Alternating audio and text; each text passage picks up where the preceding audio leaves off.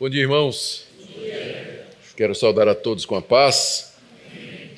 E mais uma vez agradecer a oportunidade de estar aqui com vocês nessa ocasião que vocês comemoram 2 anos. Trago a saudação da Igreja Irmã. Eu sou vice-presidente da Igreja Presbiteriana do Brasil, então trago para vocês a saudação da nossa igreja, que já está aqui no país há 160 anos. Então, vocês são um fiote.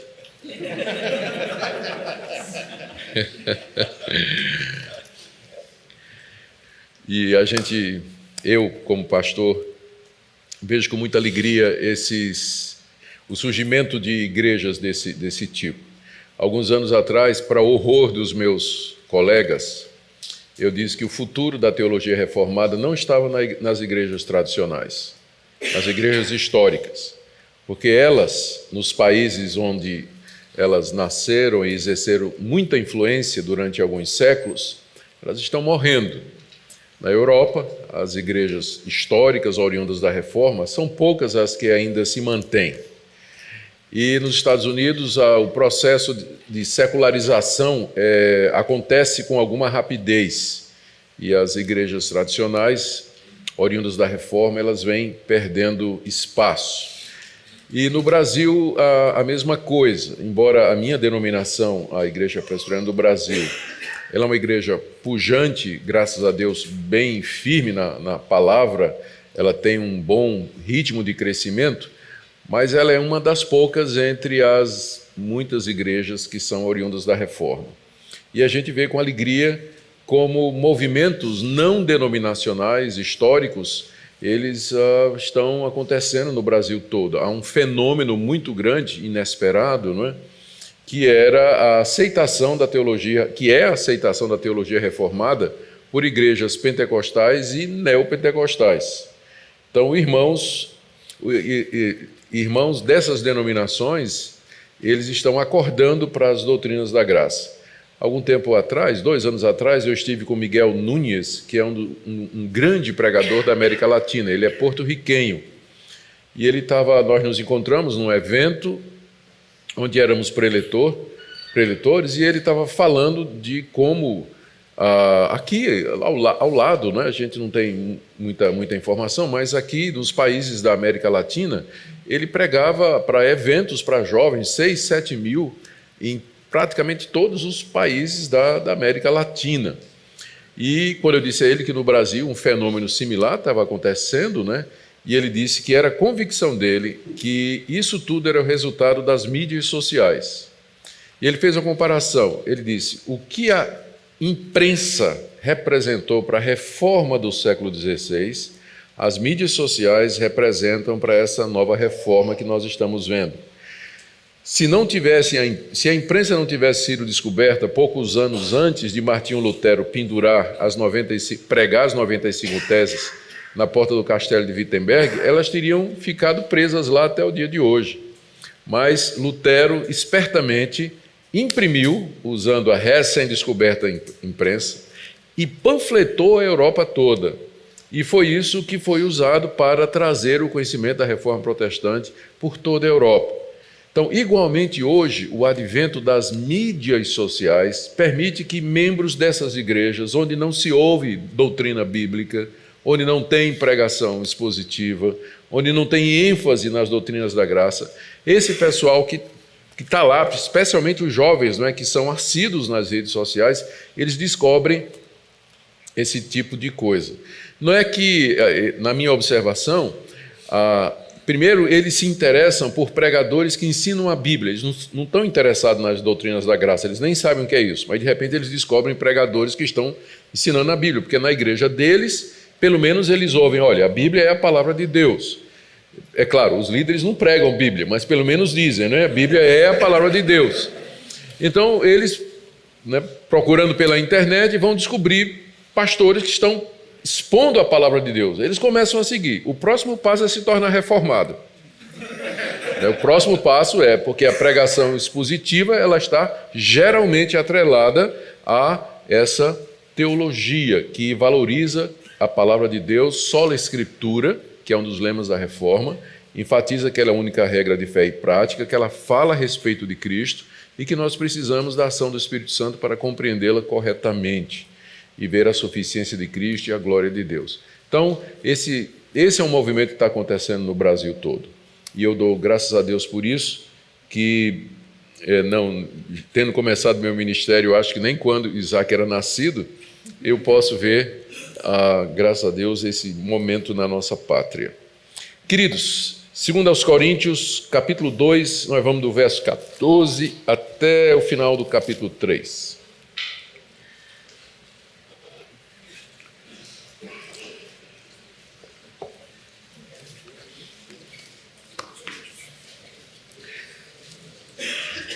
Segundo aos Coríntios, capítulo 2, de 14 até o final do capítulo 3. Nós vamos deixar a Bíblia aberta aí, nós vamos lendo à medida que formos fazendo a exposição para ganhar tempo. O apóstolo Paulo sempre foi muito perseguido em todo o tempo do seu ministério. Os seus adversários eram geralmente judeus, primeiro os judeus incrédulos, que não criam no evangelho que Paulo pregava, no Cristo que Paulo ensinava, e também judeus que tinham se convertido ao cristianismo, mas que ainda tinham um apego muito grande às tradições judaicas e tinham escrúpulos ainda referentes à guarda da lei de Moisés. Para eles, Paulo era um liberal, porque Paulo ensinava que tanto judeu como grego, ele é justificado pela fé em Jesus Cristo diante de Deus, sem as obras da lei. Paulo ensinava que em Cristo a lei havia sido cumprida plenamente e que nenhum daqueles rituais, toda aquela legislação da antiga aliança, ela tinha mais qualquer validade na salvação ou no relacionamento da pessoa com Deus.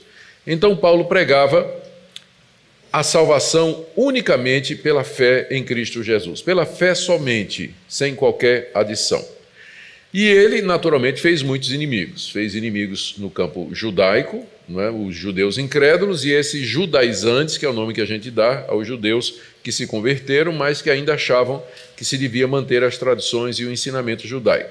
Fora os inimigos que Paulo fez entre os pagãos. Por exemplo, quando ele foi pregar em Éfeso, ele despertou a ira do sindicato dos santeiros de Éfeso, porque a pregação de Paulo acabou com o comércio deles. E eles ficaram revoltados e fizeram um movimento contra Paulo, levaram diante das autoridades, acusando Paulo de estar falando contra a deusa Diana, a Diana dos Efésios. Nós conhecemos bem a história.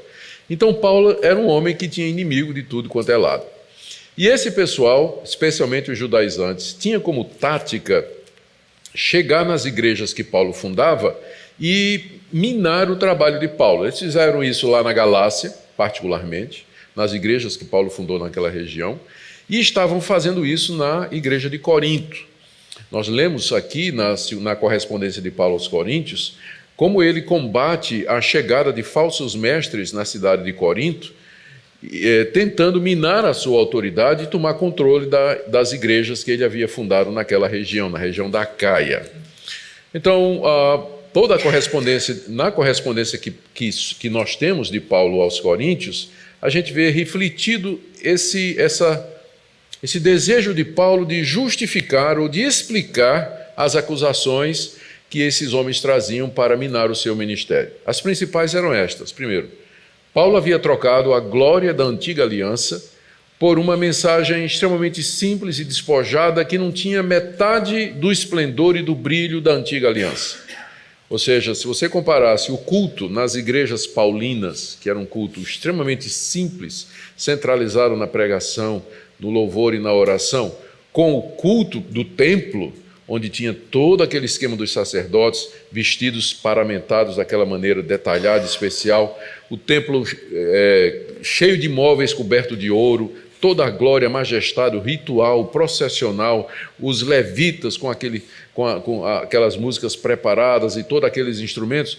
Então você poderia dizer que Paulo estava trocando a glória que Deus havia revelado na antiga aliança por um ministério que não tinha menor glória se comparado com o da antiga aliança. Eles também diziam que Paulo não podia ser de Deus, porque o próprio povo de Israel não aceitava a mensagem de Paulo. Onde Paulo chegava e pregava, nas sinagogas, ele era expulso, quando não apedrejado, às vezes preso, várias vezes chicoteado, uma vez deixado fora da cidade como morto. Ou seja, como é que um homem que era de Deus poderia ser um homem que dizia da parte de Deus, ter uma mensagem da parte de Deus, ele não conseguia ao menos a atenção e a concordância do povo de Deus, que era a nação de Israel. Paulo era odiado pela maioria dos judeus. Então, como é que ele podia ser de Deus? Como é que alguém que apanha tanto dos próprios patrícios, que tem tanta rejeição, poderia ser de fato de Deus? Paulo não tinha autorização para pregar, esse pessoal dizia. E eles então apresentavam cartas de recomendação lá do Sinédrio, que era a autoridade maior da nação de Israel. Eles traziam essas cartas de recomendação e se apresentavam nas igrejas como legítimos representantes de Cristo, com autoridade para pregar, e questionando a autoridade de Paulo, dizendo que ele era um mercenário, que ele fazia aquilo para angariar recursos, para ter um meio de vida, e que a mensagem que ele trazia era uma mensagem incompleta. Então, Paulo tinha que constantemente estar respondendo a esse tipo de acusação. E aqui, nessa parte da segunda carta aos Coríntios, ele começa a fazer uma defesa do seu apostolado. Na verdade, ele vai aí do capítulo 2 até capítulo 7. Mas meu tempo é limitado, eu vou apenas pegar algumas das respostas que o apóstolo Paulo dá aos seus acusadores, porque, ao fazer isso, ele nos deixa ver a natureza do ministério cristão. E ele faz um contraste entre a nova aliança, na qual nós estamos, e a antiga. E ele nos mostra em que reside essa diferença. Isso nos ajuda a entender o que é o evangelho, o que é o ministério, qual a tarefa nossa como pregadores e qual a tarefa dos demais, ou qual a responsabilidade dos demais que estão debaixo da nova aliança. E eu penso que isso é extremamente importante hoje, quando se questiona exatamente isso, o que é a igreja, o que é o evangelho, o que é o ministério pastoral, o que é que legitima, o que torna legítimo um pastorado e assim por diante. Então, essa passagem dá resposta a todas essas questões. Então, vamos ver a primeira defesa de Paulo, está aí do verso 14 até o verso 17. Aqui nós percebemos que ele está reagindo à acusação de que muita gente entre os judeus não aceitava a sua mensagem. Muita gente recusava a pregação de Paulo e não cria que Jesus, que Paulo anunciava, era o Messias. Graças, porém, a Deus, que em Cristo sempre nos conduz em triunfo e por meio de nós manifesta em todo lugar a fragrância do seu conhecimento. Porque nós somos para com Deus o bom perfume de Cristo, tanto nos que são salvos, como nos que se perdem. Para com estes que se perdem, cheiro de morte para morte, mas para com aqueles que se salvam, aroma de vida para vida. Quem, porém, é suficiente para essas coisas? Porque nós não estamos, como tantos outros, mercadejando a palavra de Deus. Antes, em Cristo é que falamos, na presença de Deus, com sinceridade e da parte do próprio Deus.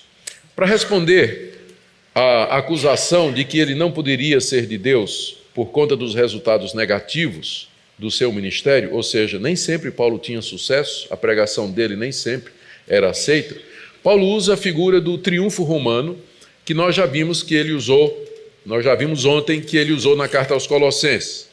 Então, para quem não estava aqui ontem à noite, eu vou repetir. O triunfo romano era um processional vitorioso do general que havia vencido em batalha os seus inimigos. Depois de ter derrotado os seus inimigos na batalha e despojado os seus inimigos, tirado os seus bens, desarmado das suas armaduras, então esse general entrava numa procissão na sua cidade, para ser recebido em triunfo pelo povo. Enquanto ele ia na carruagem, na frente, não é, na sua carruagem, e era ovacionado por todos, atrás vinham presos os seus inimigos, aqueles que tinham sido derrotados na batalha. E todo mundo sabia que depois daquela processional, né, que se dirigia para a praça, o centro da cidade ou da vila, lá os inimigos seriam mortos, seriam executados. Então, aquela procissão, ela era uma procissão de vitória e, ao mesmo tempo, de humilhação e de derrota. Uma das coisas que se fazia naquela entrada triunfal era jogar flores para o general vitorioso. Então o cheiro daquelas flores enchia o ar, o perfume ocupava tudo. O general aspirava aquele cheiro. Isso é vida para a vida. Aquele cheiro era o cheiro de vitória, o cheiro de vida. Mas os condenados, os derrotados, eles aspiravam o mesmo cheiro. Só que para eles era cheiro de morte para a morte, porque eles seriam degolados logo em seguida. Paulo está dizendo que o ministério dele é como esse triunfo, e que o evangelho que ele prega é o bom perfume de Cristo. Só que esse perfume de Cristo é cheiro de vida para quem se salva, mas é cheiro de morte para quem se perde. O mesmo evangelho que é pregado é salvação para uns e condenação para outros. O que ele quer dizer com isso é que sempre é triunfo. O ministério dele sempre é triunfante, nos que se salvam e nos que se perdem.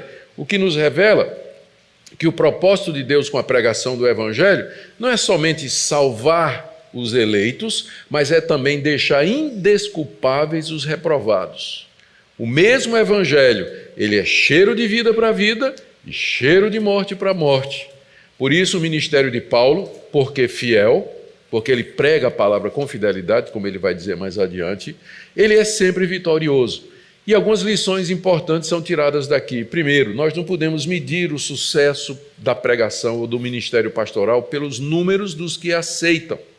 Porque o propósito, Deus designou o evangelho não somente para salvar aqueles que ele quer, mas também para deixar indesculpáveis os incrédulos, para que no dia do juízo eles sejam responsabilizados porque ouviram e rejeitaram. Cheiro de vida para a vida, cheiro de morte para a morte. Por isso, ele começa dizendo, graças a Deus, que em Cristo sempre nos conduz em triunfo. Se o pastor é fiel na pregação do evangelho, o ministério dele sempre é triunfante, porque os resultados estão na mão de Deus. E Deus vai usar a pregação dele para o que Deus deseja. Às vezes pode representar salvação de multidões, ou mesmo como no caso de Noé, no caso de Isaías, no próprio caso de Jesus, que pregou 3 anos, e depois de 3 anos ele tinha 120 discípulos. Né? A liderança dos 12, um traiu, o outro negou e 10 fugiram na hora da cruz. Né? Então, não se mede o triunfo de um ministério pelos números. Há um apelo muito grande hoje, em muitas igrejas, para que os líderes eles batam metas. Nós temos recebido na nossa igreja pastores que ouviram a fé reformada, se converteram e saíram das igrejas onde eles eram pastores, e eles contam histórias para nós que partem o coração. Dizendo, pastor, lá na minha igreja eu tinha que bater meta. Eu tinha meta, eu tinha que levantar tantos mil por mês e eu tinha que ter tantos novos aderentes ou membros da igreja por mês. Se eu não batesse essa meta, vinha pressão em cima, eu não aguentava mais isso, eu não conseguia ver isso como sendo o evangelho, até que eu vi a doutrina da reforma. E eu então larguei lá o pastorado. Recebemos uma vez um pastor que veio fugido de Brasília, quando eu estava ministrando em Goiânia.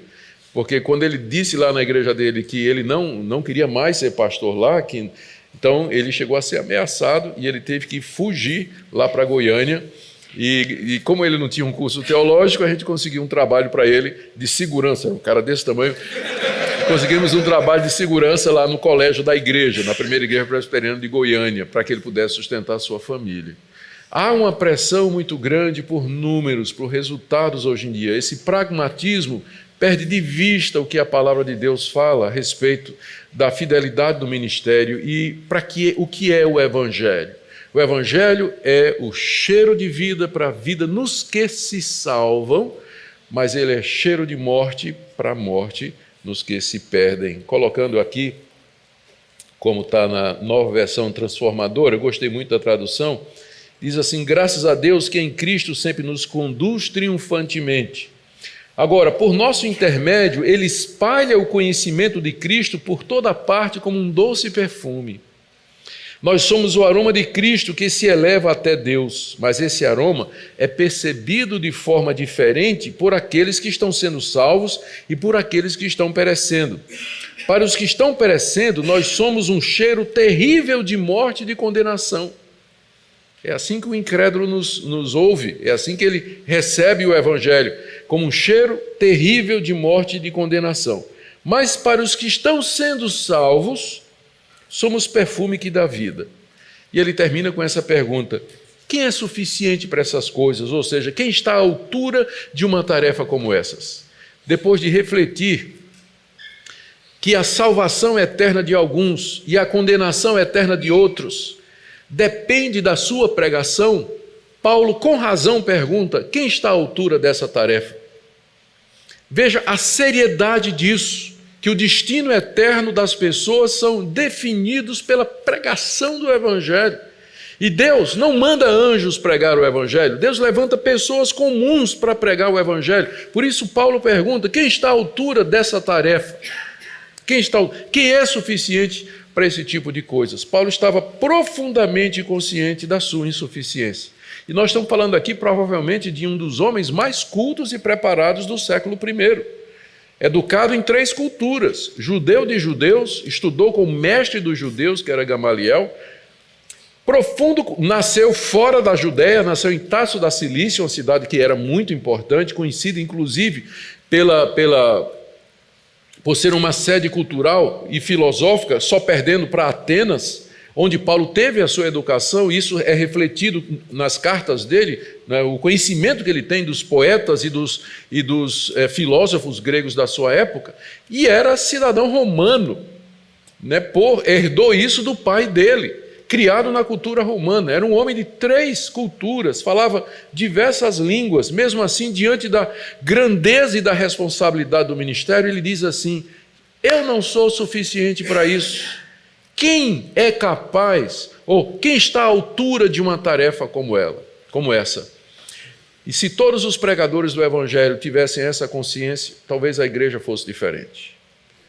Se todos aqueles que se sentem chamados para ensinar, para ministrar a palavra, se eles vissem a seriedade do que isso representa, talvez então nós tivéssemos uma geração de pastores e ministros realmente quebrantados, humildes, apegados à palavra de Deus, cuja única vocação e desejo na vida é ser fiel a Deus e se desempenhar com fidelidade dessa vocação que Deus lhe deu.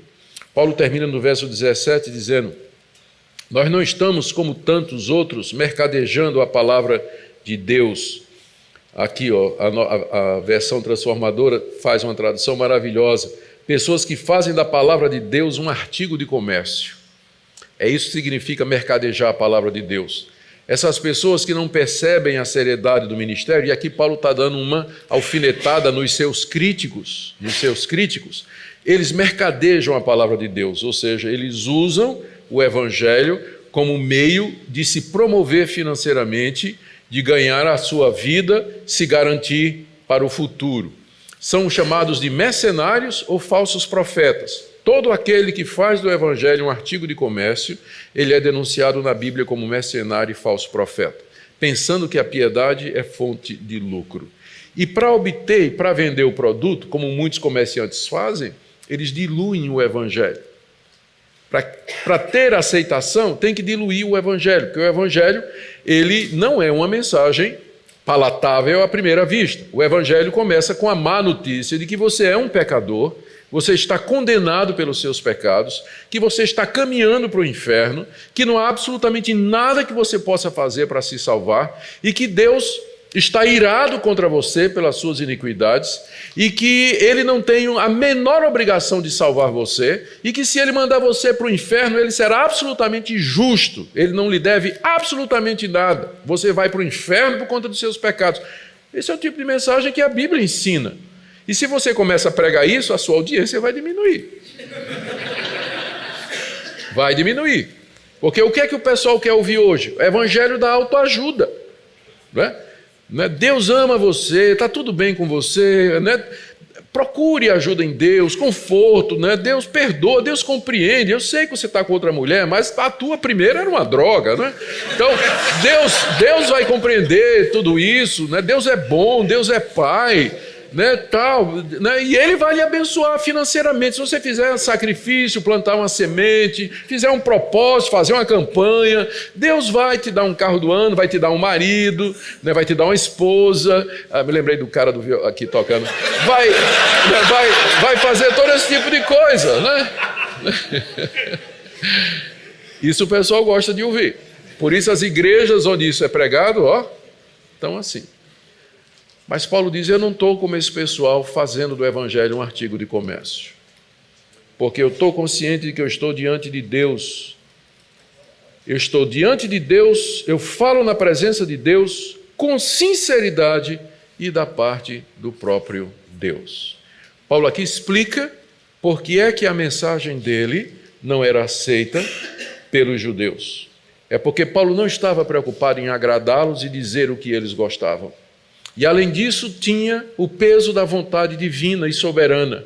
Aquele evangelho que Paulo pregava era para a salvação dos que se salvam, vida eterna para os que se salvam, mas também era a condenação para aqueles que se perdiam. Portanto, os resultados estão nas mãos de Deus. O que Deus quer de nós é que sejamos fiéis. Segundo ponto de Paulo, está aí do capítulo 3, verso 1 até o verso 3. E tem a ver com um sistema muito comum no mundo antigo, que era o de carta de recomendação. Havia uma instituição no Antigo Testamento chamada shaliach, isso aí entre os judeus. O shaliach era um representante, uma espécie de procurador, que recebia autoridade para realizar todos os atos que o seu enviador poderia fazer. Inclusive, poderia até casar em nome daquele que o enviava. Era um representante com plenos poderes, alguém que tinha uma procuração para executar todos os atos legais em nome daquele que ele representava. E esse shaliach, ele levava essas cartas de recomendação, cartas de autorização, que ele garantia então o poder para fazer isso. Os homens que estavam entrando na cidade de Corinto, nas igrejas de Paulo, e questionando a autoridade de Paulo, eles apresentavam cartas que vinham ou escritas ou assinadas provavelmente pelo sumo sacerdote e pelas lideranças do Sinédrio em Jerusalém, e essa na melhor das hipóteses. Alguns até acham que, na verdade, eles traziam cartas da igreja de Jerusalém, né? O que eu acho difícil, porque Pedro e Tiago, que eram os líderes da igreja de Jerusalém, ele mostravam um acordo com a pregação do apóstolo Paulo, segundo a gente lê no livro de Gálatas. Então, muito provavelmente, eram cartas de recomendação do Sinédrio, da autoridade judaica. E eles perguntavam, cadê a carta de Paulo? Está aqui a minha carteira da ordem dos ministros. Cadê a carteira de Paulo? Onde é que está Paulo? Ele está autorizado para pregar? Quem é que ordenou Paulo? Quem é que consagrou ele? De onde vem essa autoridade dele? A resposta de Paulo aqui, capítulo 3, de 1 em diante. Começamos, porventura, outra vez a recomendar-nos a nós mesmos? Ou temos necessidade, como alguns, de cartas de recomendação para vós outros ou de vós? Vós sois a nossa carta, escrita em nosso coração, conhecida e lida por todos os homens, estando já manifestos como carta de Cristo, produzida pelo nosso ministério, escrita não com tinta, mas pelo Espírito do Deus vivente, não em tábuas de pedra, mas em tábuas de carne, isto é, nos corações. Paulo tinha acabado de dizer que o ministério dele era um triunfo constante e que ele não estava como tantos outros mercadejando a palavra de Deus. Imediatamente isso trouxe a questão, espera aí, Paulo, você está se autopromovendo, né? Você está se recomendando. Aí ele pergunta, então é que ele faz essa pergunta. Começamos, porventura, outra vez a recomendar-nos a nós mesmos? Isso que eu acabei de dizer é uma autorrecomendação? Aí ele pergunta, será que eu tenho necessidade, como alguns, outra alfinetada, ou alguns aqui eram os falsos mestres lá, né? Temos necessidade, como alguns, de carta de recomendação para vós outros, ou de vós? Vocês acham que eu preciso de carta de recomendação como esse pessoal? Esse pessoal precisa de carta de recomendação porque eles não têm autoridade própria. Por isso que eles estão se baseando na autoridade de outro. Mas eu não preciso disso, diz o apóstolo Paulo. A minha autoridade não está numa outra autoridade humana. Esse é um ponto que Paulo sempre enfatizou, que o evangelho que ele recebeu não foi de homens, ou não foi através de homens, mas ele recebeu direto de Deus naquele dia, lá no caminho de Damasco, onde Deus mandou as favas do livre-arbítrio de Paulo e converteu ele. Não é? Zero para o livre-arbítrio de Paulo, quer nem saber. Deus converteu um cidadão que estava disposto, estava indo lá para Damasco para acabar com os judeus, com os cristãos lá. Não é? E Deus nem respeitou o livre-arbítrio do... derrubou o cabra do cavalo. Então, é ali que Paulo recebe o evangelho. Ele não recebeu o evangelho através de outras pessoas. Isso é o que ele sempre diz. Você encontra ele dizendo isso na carta aos Romanos. No início da carta aos Romanos, ele fala apóstolo, não da parte de homem nenhum, mas de Deus. Você encontra ele dizendo isso na carta aos Gálatas, onde ele descreve essa experiência direitinho. E aqui, mais uma vez, Paulo diz, eu preciso de carta de recomendação? Ele diz, olha, verso 2, vocês são a minha carta de recomendação. Vocês são a minha carta de recomendação. Vocês são o fruto que prova que eu estou autorizado por Deus a pregar o evangelho. E aqui a gente precisa resolver essa tensão, porque no primeiro momento Paulo disse que os resultados positivos não expressam necessariamente alguma coisa. Mas aqui ele apela para a conversão dos coríntios como sendo a evidência de que o ministério dele era de fato o ministério da parte de Deus. Que ele era de Deus e que não precisava de recomendação humana. E essa recomendação, Paulo diz, é maior do que essa recomendação trazida aí pelos meus adversários. Porque o que eles estão trazendo é carta escrita com tinta em tábuas de pedra. Por que essa referência? Porque esses mestres se apresentavam como sendo mestres da lei, como judaizantes. O símbolo da antiga dispensação são as 2 tábuas de pedra onde Deus escreveu com seu dedo os 10 mandamentos. Então Paulo se refere a eles, a carta de recomendação que eles estão trazendo, como sendo escrita por tinta em tábuas de pedra. Em contraste, a carta de recomendação que Paulo apresenta é escrita pelo Espírito Santo no coração dos coríntios. Por isso, a recomendação de Paulo é maior do que a recomendação daqueles homens. E aqui ele já começa, então, a fazer um contraste entre a nova aliança, da qual ele é ministro, e a antiga aliança, da qual estes homens se dizem representantes. Eu não preciso de carta de recomendação, diz o apóstolo Paulo. Vocês são a minha carta de recomendação, superior a deles, porque é escrita no coração, em tábuas de carne, pelo Espírito do Deus vivente. A deles é um papel escrito com tinta, a semelhança do que foi feito lá no Monte Sinai, quando Deus escreveu em pedras, tábuas de pedra, os 10 mandamentos. A diferença aqui, se vocês percebem o ponto de comparação, é o que o ministério de Paulo, ele produz mudança no coração, ele é interno, ele age mudando os corações, gravando a lei de Deus no coração. E o ministério da antiga aliança era externo, era gravado em pedras, não dentro de nós, mas fora de nós. Fora de nós. Essa é a comparação que ele está fazendo aqui. E aí, então, o terceiro ponto. Então, o primeiro ponto, Paulo fala do triunfo constante do seu ministério. Nesse segundo ponto, ele fala da realidade inegável do seu ministério. É inegável a realidade do ministério dele. A prova disso é o surgimento da igreja de Corinto. E terceiro, ele fala da sua confiança inabalável, do verso 4 até o verso 6. É por intermédio de Cristo que nós temos tal confiança em Deus. Não que por nós mesmos sejamos capazes de pensar alguma coisa, como se partisse de nós. Pelo contrário, a nossa suficiência vem de Deus, que nos habilitou para sermos ministros de uma nova aliança, não da letra, mas do Espírito. Porque a letra mata, mas o Espírito vivifica. Depois de ter dito estas palavras, de que o ministério dele tinha uma recomendação maior, porque era escrito pelo Espírito de Deus no coração humano, isso poderia parecer muito ousado, não é? Uma declaração muito ousada de Paulo. Aí, logo em seguida, ele adianta no verso 4. É por intermédio de Cristo que tenho tal confiança. Essa confiança de que eu tenho no meu ministério, que ele é de Deus e que o Espírito age, é por intermédio de Cristo. Não é por mim, não é por meus méritos, minha capacidade, minha inteligência, mas eu me fio somente nos méritos de Jesus e na sua mediação. Que ele explica no verso 5. Não que nós, porque por nós mesmos, nós não somos capazes de pensar coisa nenhuma.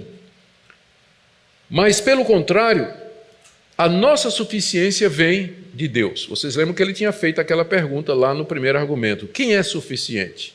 E aqui agora ele responde. A nossa suficiência, eu sou suficiente. Mas a minha suficiência vem de Deus. Eu sou suficiente porque o meu ministério é um ministério comprovado por Deus de uma realidade inegável. Mas não porque isso parte de mim. Isso aqui vem da parte de Deus. Aqui Paulo enfatiza a total dependência que ele tem da parte de Deus.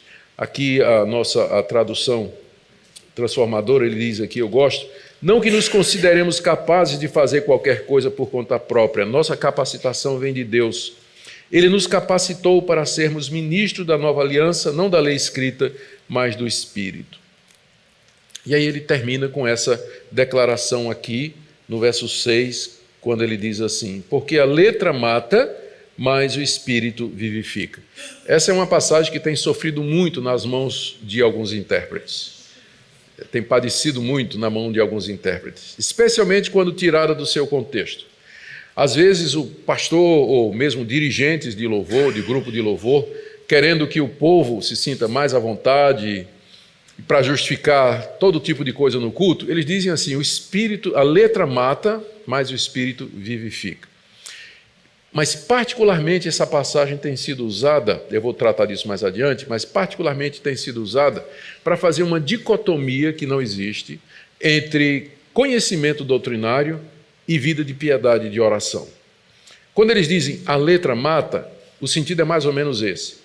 Não vai estudar muito não, você para de ler esse tal de Calvino, para de ler aí esses caras reformados aí, estudar teologia, estudar Bíblia, né? Para fazer com isso, porque isso vai secar você. Doutrina divide, doutrina mata, doutrina seca a pessoa, torna você muito árido, tira a vontade de orar.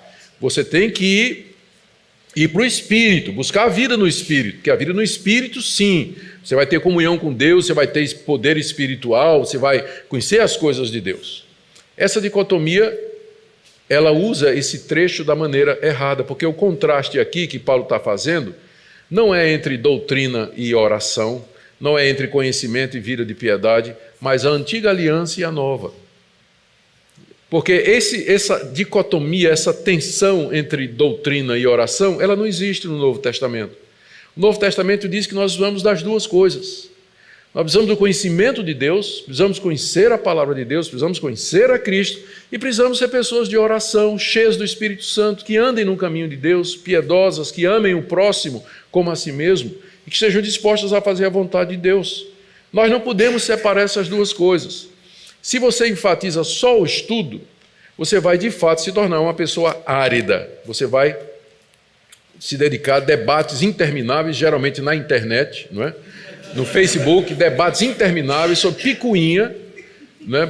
E você vai brigar por aquilo ali. Se você rejeita tudo isso e diz assim, não, eu vou me dedicar só à oração e à busca de Deus, plenitude do Espírito e tudo mais, se você não tiver uma espinha dorsal teológica boa, você vai cair no misticismo, como nós vimos ontem, gente adorando anjo, gente praticando ascetismo, você vai cair em superstição evangélica, você vai cair num pragmatismo evangélico e uma série de conceitos e ações que não têm o menor fundamento bíblico, e disso a igreja evangélica está cheia. Tem cultos inacreditáveis, gente subindo em pau de sebo. Procura o vídeo na internet, o cara subindo um pau de sebo no meio do culto. Gente, parar de falar mal dos outros, né?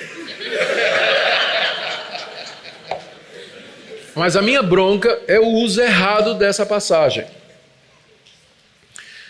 Tem O meu doutorado e o meu pós-doutorado é em hermenêutica e interpretação bíblica, voltada mais para o Novo Testamento. E eu aprendi 3 regras de interpretação que eu quero trazer para vocês aqui, que vão salvar vocês de pagar mico como esse, de usar esse texto assim. Primeira regra, contexto. Segunda regra, contexto. Terceira regra, contexto.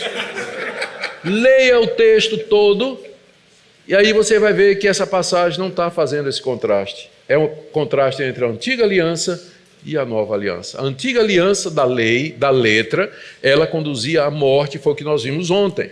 O objetivo da lei era mostrar ao judeu que ele era impotente para salvar-se, que ele era um pecador, estava condenado debaixo da santa e justa vontade de Deus, santidade de Deus, e que ele não tinha recursos em si para quitar sua dívida diante de Deus. Portanto, o judeu tinha que perguntar: miserável homem que sou, quem me livrará do corpo dessa morte?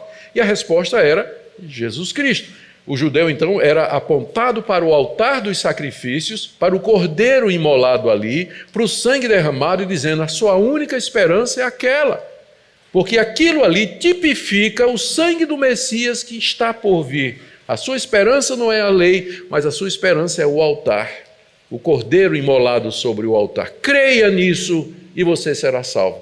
No Antigo Testamento, os judeus eram salvos da mesma maneira que nós somos, pela fé. O judeu era salvo porque ele cria no altar e no cordeiro e no sangue derramado, que tipificava e antecedia o sacrifício de Cristo. E nós somos salvos pelo cordeiro que já veio e que já foi imolado no altar do Calvário. É a mesma coisa. Não existem 2 sistemas de salvação. No Antigo Testamento era pelas obras e no Novo pela fé, como o pessoal acha, né? Sempre foi da mesma forma. Nunca ninguém se salvou por obra, sempre foi pela graça, pela fé em Jesus Cristo. Antes dele, no Messias que haveria de vir. Depois dele, no Messias que já veio. No Antigo Testamento eles olhavam para frente. Agora no Novo a gente olha para trás, para o centro da história, que é Cristo crucificado lá no alto do monte.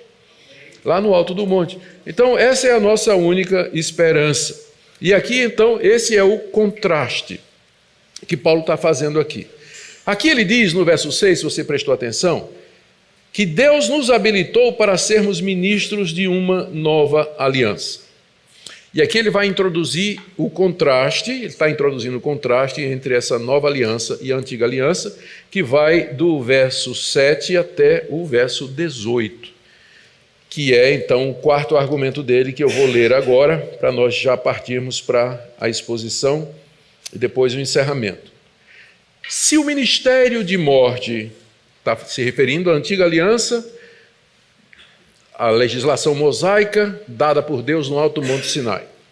Se o ministério da morte, gravado com letras em pedra, se revestiu de glória a ponto de os filhos de Israel não poderem fitar a face de Moisés por causa da glória do seu rosto, ainda desvanecente, como não será de maior glória o ministério do Espírito? Então, a primeira comparação entre os 2 ministérios é essa. Paulo diz assim: gente, a antiga aliança, ela foi dada com muita glória, a ponto de que quando Moisés desceu do monte, onde passou 40 dias na presença de Deus, recebendo todas as leis, o rosto dele brilhava que ofuscava. Os israelitas não podiam nem olhar para a cara de Moisés por causa do brilho da glória. Era incandescente o rosto de Moisés.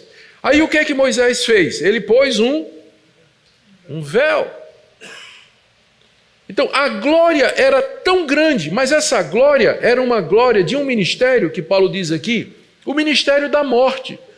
Se o ministério da morte veio com tanta glória, imagine, verso 8, como não será de maior glória o ministério do Espírito? O ministério do Espírito é o ministério da nova aliança, da qual Paulo é ministro. Aqueles falsos profetas eram ministros da antiga aliança, queriam impor a legislação mosaica na vida dos crentes em Jesus Cristo. Comparação número 1. O ministério que eles defendem, que é o ministério de morte, veio com a glória tão grande que ninguém podia nem olhar para o rosto de Moisés. Agora imagine como não será o ministério da vida. Se o da morte tinha essa glória, o ministério da vida, do Espírito, tem uma glória muito maior, indizível até. Ele vai explorar essa glória no final do capítulo 3. Vamos chegar lá. Segunda comparação, verso 9. Se o ministério da comparação... verso 9. Se o ministério da condenação foi glória, em muito maior proporção será glorioso o ministério da justiça. Porquanto, na verdade, o que outrora foi glorificado nesse respeito já não resplandece diante da atual sobreexcelente glória. Porque se o que se desvanecia teve sua glória, muito mais glória tem o que é permanente. As palavras, Paulo sempre joga muito com palavras, e às vezes traduzir Paulo é uma tortura, né? Entender o pensamento dele. Mas é simples o que ele está dizendo aqui. Ele está dizendo, o ministério da antiga aliança, da morte, ele era passageiro, ele era desvanecente, e a prova disso é que o brilho do rosto de Moisés, todo dia se perdia um pouquinho. Então, se esse ministério, que era passageiro, teve essa glória, ainda que desvanecente, muito mais será glorioso, final do verso 9, e o ministério da justiça, e no final do verso 11, esse ministério que é permanente, o ministério da nova aliança, do evangelho, ele é permanente. Ele não vai passar como passou o ministério da antiga aliança. Deus não tem o plano C, né? Aliás, não tem fase C. Fase A, antiga aliança, Antigo Testamento. Fase B, chegada de Cristo, Novo Testamento. Não tem fase C, porque essa é a última. Por isso que ele diz aqui que é um ministério permanente. Se o que era passageiro tinha glória, imagine aquilo que é permanente. E aí Paulo entra numa comparação do verso 12 até o verso 18, que surpreende pela ousadia. Ele diz aqui, verso 12, tendo, pois, tal esperança de que nós somos ministros dessa nova aliança, que dá vida, servimos-nos de muita ousadia no falar, e é ousado mesmo, porque o que ele vai fazer em seguida é se comparar com Moisés. Nós não somos como Moisés. Todo mundo quer ser como Moisés, né? Quem é que não queria ser como Moisés? Paulo diz, mas nós não somos como Moisés. Por quê?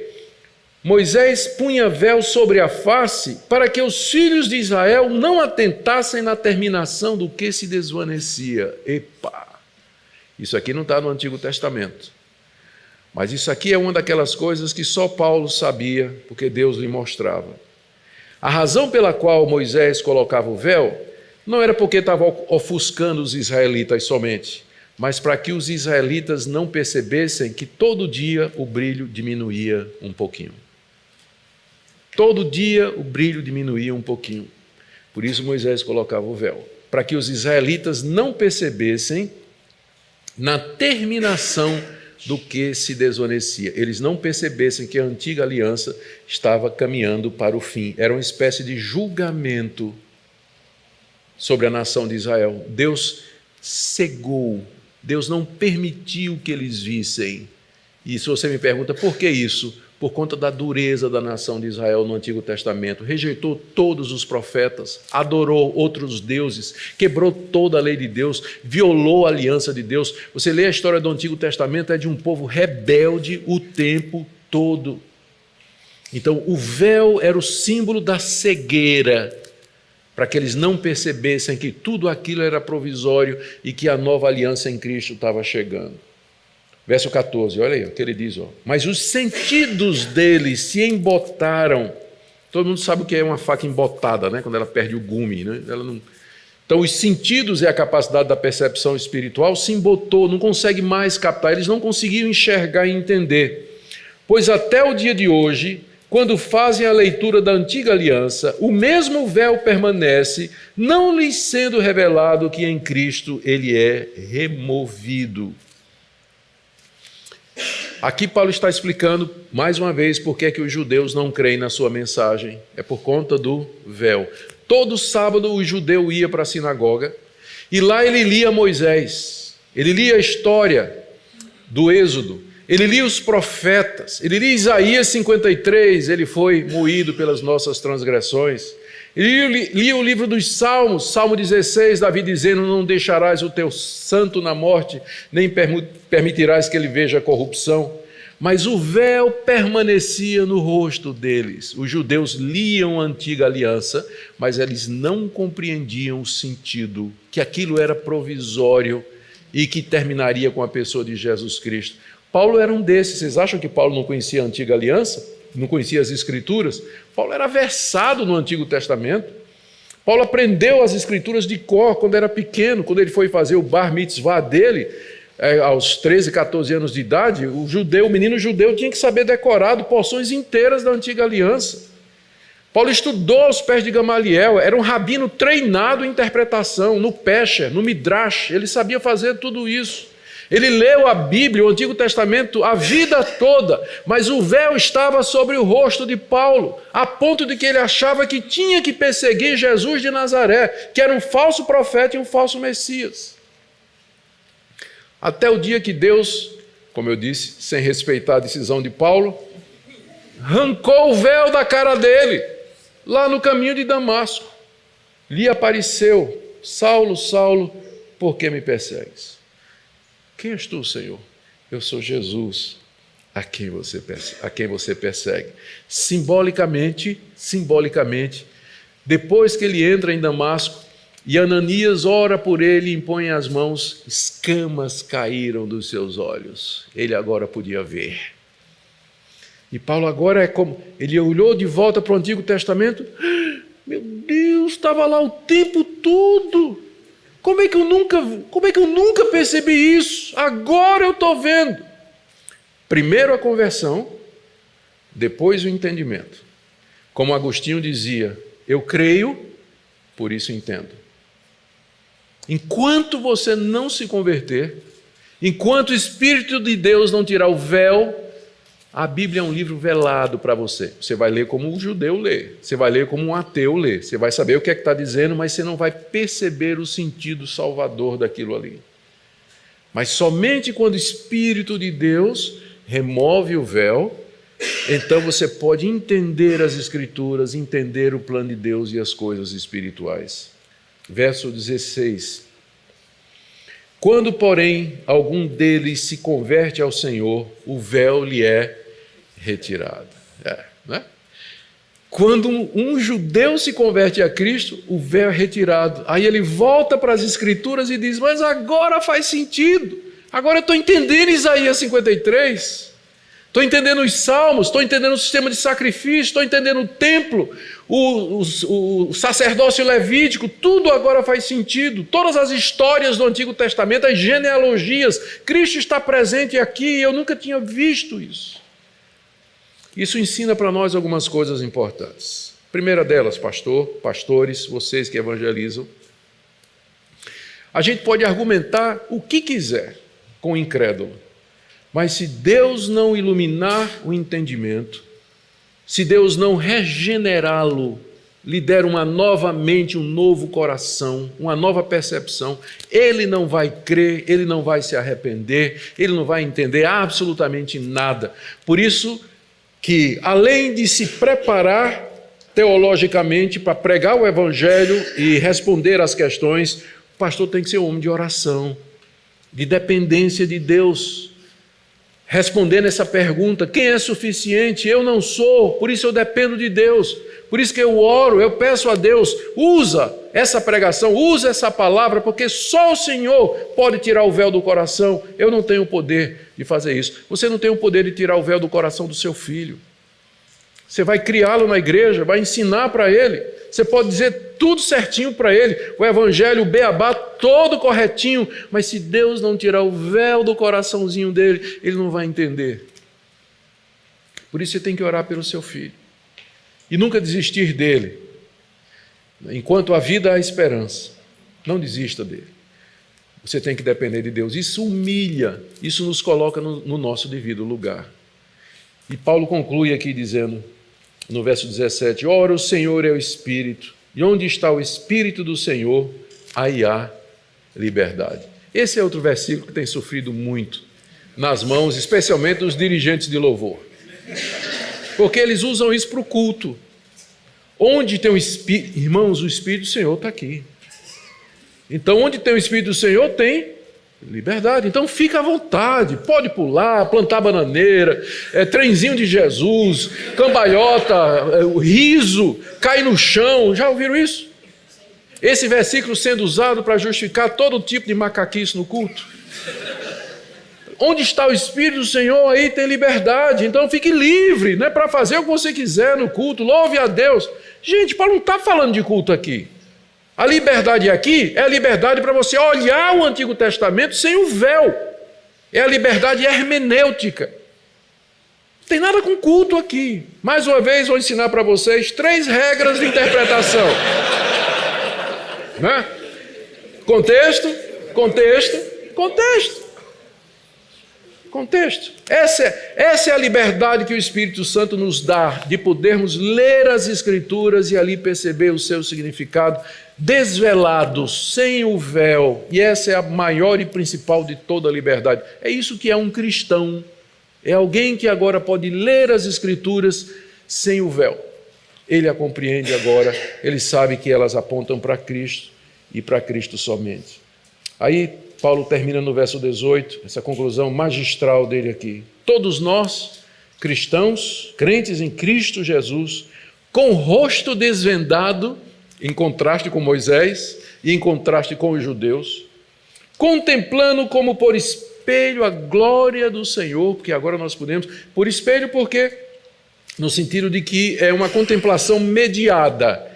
Não é uma contemplação de quem está olhando olho no olho, mas num espelho. É uma contemplação mediada pela Escritura, porque hoje nós não vemos a Cristo face a face. Nós vemos a face de Cristo nas Escrituras. É onde ele se revelou, é onde a sua glória foi registrada. Então, por isso que é por espelho, né? A Escritura funciona como intermediário dessa visão. Então, contemplando a glória de Cristo como por espelho, somos transformados de glória em glória. Na antiga aliança, a glória estava murchando. Na nova aliança, a glória é crescente, né? De glória em glória, mais e mais e mais. Somos transformados na própria imagem do Senhor. Porque esse é o objetivo, nos fazer semelhantes a Cristo. E quando nós o contemplamos pelas Escrituras, somos transformados pelo Espírito de Deus na sua imagem. Isso é uma glória crescente. A nossa vida não é monótona do cristão. Ela sempre é crescente. Há cristãos que pararam no tempo, mas porque pararam de contemplar a glória do Senhor no espelho das Escrituras. Pararam de buscar ao Senhor, eles estagnaram. Sempre a margem para você ser mais, ter mais e conhecer mais, e ter mais glória e experimentar mais glória da parte de Deus. A vida cristã, ela não é monótona, ela é uma aventura, ela é prazerosa, ela é um desafio, ela é excitante no bom sentido, no sentido básico da palavra. Ela mexe com os nossos sentimentos. É de glória em glória, à medida que eu contemplo a face do Senhor nas Escrituras, aprendo dele e sou transformado pelo Espírito mais e mais em sua imagem. Eu termino aqui com algumas, apanhando aqui, né, juntando, fazendo um apanhado das coisas que nós acabamos de dizer aqui. Primeiro, o ministério cristão, ele não se mede por sucesso, mas por fidelidade à palavra de Deus. É isso que Deus quer de nós, não que sejamos bem-sucedidos, mas que nós sejamos fiéis. O meu sogro, o pai da Minka, quando eu me apaixonei pela Minka e queria casar com ela, descobri que o pai dela era o reitor do seminário presbiteriano. Gostei dela mais ainda. E ele, o reverendo Francisco Leonardo, holandês, né, missionário holandês aqui no Brasil, ele era um homem que acreditava piamente nisso, que Deus nos chama para sermos fiéis. E ele gostava muito de 1 Coríntios, capítulo 4, verso 2, onde está escrito: além disso, o que se requer dos dispenseiros é que sejam encontrados fiéis. A palavra fiel é a palavra pistos, no grego. Então, toda vez que a gente ia conversar com ele, ele dizia: me dá a sua mão aí, meu filho. Ele falava meio engraçado holandês, aí pegava a caneta e escrevia pistos. Eu tive um choque na primeira prova que eu fui fazer com ele. primeira prova, a turma de 40 alunos, o reverendo Francisco chegou, entregou a prova e disse, escrevam em cima aí Pistós. Aí a gente escrevia Pistós. Eles diziam, boa prova, e saía da sala. Não tinha ninguém vigiando a gente. Mas eu olhava para aquele Pistós escrito ali, né? Pistós, fiel. Eu tenho certeza que ninguém colava nas provas do reverendo Francisco. E ele saía, dava a prova e saía da classe. Não ficava monitor, não ficava ninguém. Só nós e a nossa consciência diante de Deus. É isso que Deus quer de nós. Fidelidade no ministério. E Ele vai nos dar triunfo nos que se salvam e nos que se perdem. Segunda coisa, o que autoriza um ministro não é tanto necessariamente que ele tenha um mestrado, um doutorado, um PhD, DDD, TNT, ODD, todos esses títulos, carteira da ordem de ministro, diploma de não sei aonde. O cara pode ter tudo isso e ser um picareta, ser um falso profeta. Mas a verdadeira carta de recomendação é o fruto de vidas transformadas e convertidas através da pregação da palavra. É isso que no fundo e no fim vai dar uma autoridade incontestável ao ministro. Ele pode dizer, eis-me aqui com os filhos que Deus me deu. Terceira lição que nós podemos aprender aqui é que pela graça de Deus nós temos o privilégio de viver debaixo da nova aliança, a dispensação do Espírito Santo, da graça, da vida, e que é um absurdo a gente tentar reaver aquilo que Cristo já declarou que já passou. Ontem eu falei a respeito de igrejas que querem reintroduzir costumes judaicos, querem reintroduzir festas judaicas, insistem na manutenção de alguns costumes, valorizam essas viagens para Jerusalém, que eu acho maravilhoso. Viajar para Jerusalém, para Israel, para conhecer a terra é maravilhoso. Estou levando um grupo da minha igreja ano que vem, pela primeira vez. Nunca fui, vou pela primeira vez o ano que vem. Mas tem gente que traz óleo ungido lá do Monte das Oliveiras, um potinho de água do Rio Jordão, gente que vai se batizar no Rio Jordão, né? Vai se rebatizar no Rio Jordão, e gente que traz garrafa de vinho lá das videiras, bom, até que pode, né? Essas coisas, como se o judaísmo, Israel e tudo mais fossem assim mais glorioso, mais cristão do que a simplicidade do evangelho que nós vivemos hoje. Na Bíblia dessas pessoas está faltando Gálatas, Colossenses, 2 Coríntios, está faltando Romanos, está faltando Hebreus. Eles não, se tem, eles não leem as Escrituras. E minha última palavra é essa, é que a nossa dependência de Deus, saber que é Deus quem, em última análise, abre o entendimento, que abre o coração, que ilumina os nossos olhos. Por isso a necessidade de você se apegar a Ele. Dizer, Deus, sem a Tua graça e sem a Tua misericórdia, eu vou andar como cego aqui nesse mundo. Eu não vou ver. Eu vou ver, mas eu não vou perceber. Eu vou escutar, mas eu não vou ouvir, como disse o profeta. E eu não quero isso.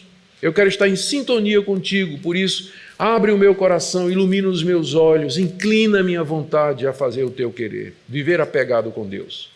E certamente Ele vai abençoar vocês. Amém? Vamos orar.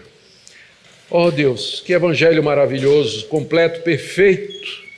Damos graças pelo Espírito Santo que desvenda os nossos olhos, tira o véu do coração para que vejamos a glória de Cristo. Dê, Senhor, que nós o amemos e queiramos crescer na sua imagem, de glória em glória. Abençoe essa querida igreja que tem sede e fome da Tua palavra. Dê que ela possa crescer, multiplicar-se, ser uma bênção aqui nessa cidade, alcançar muita gente. Oro pela sua liderança, que os seus proteja, livre do mal. Em nome de Jesus. Amém. Muito obrigado, irmãos.